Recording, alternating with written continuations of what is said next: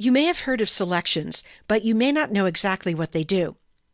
A selection is a way to isolate part of an image so you can make adjustments to that part or work on only that area. Once you've made a selection, only the selected area will be impacted by your edits, whether those involve making an image adjustment, applying a filter, painting, or lots more. In this video, we'll cover some basics about working with selections. You can follow along with this image from the practice files for this tutorial. Let's jump right in and make a selection. We're not focusing on selection tools in this video, so let's just use the first selection tool in the Tools panel, which is the Rectangular Marquee tool. This tool is used to make rectangular and square-shaped selections. Click on that tool, and then move into the image and start at the upper left corner of this building, and click and drag out a rectangular selection of part of the building, and include the parking lot below too. The animated lines you see represent the edge of the selection. They're sometimes called marching ants. If you were to do something to the image now, like make an adjustment, it would appear only inside the area defined by the marching ants. Before we do that, take a look at the options bar for this selection tool. There you'll find an icon for adding to a selection, and one for subtracting from a selection. You'll use these often, and you'll find them in the options bar for many of the selection tools. Let's say we want to add to our selection to include the entire building.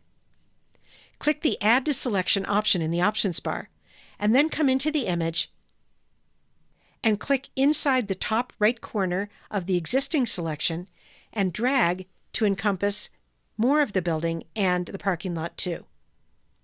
If you don't get it all, you can come in and add to the little bit that you didn't get the first time. Now let's say that you go too far like this.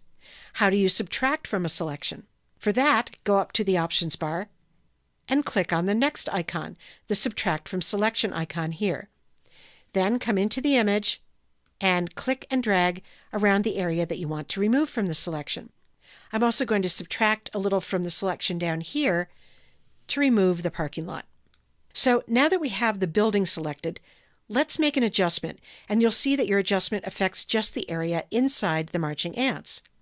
Let's go up to the Image menu and choose Adjustments, and we'll use a brightness contrast adjustment, which we covered in more detail in an earlier tutorial in this series. In the Brightness Contrast dialog box, drag the brightness slider way over to the left to darken the building, and drag the contrast slider to the right to increase contrast. And click OK. As you can see, that change is affecting only the area inside the marching ants.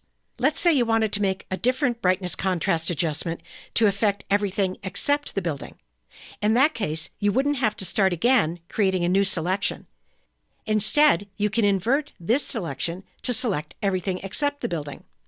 To do that, go up to the Select menu and choose Inverse. With this selection active, let's go to the Image menu and choose Adjustments, Brightness Contrast, and this time let's increase the brightness. And click OK.